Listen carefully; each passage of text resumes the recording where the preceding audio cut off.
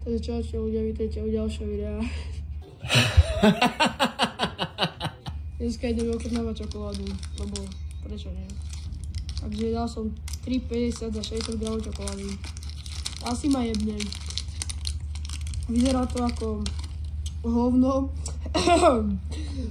Vôbec nepadlo z tých schodov. Okay. Je tvrdšia guľa.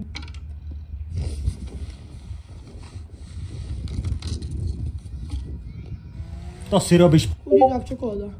Aj mliečna. Dobrá čokoláda. Nechudí to vôbec zle. Au, moje zuby.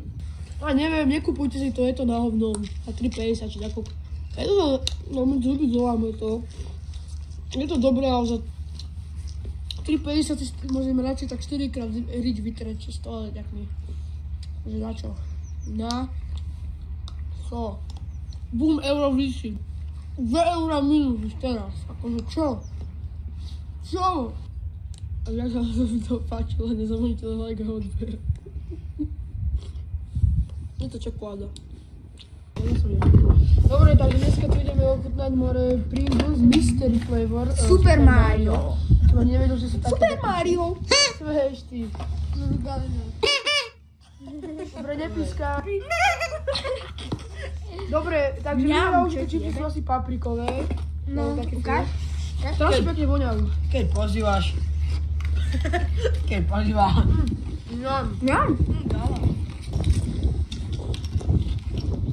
Frisbee. Také kečko. Také chutí ako bombery.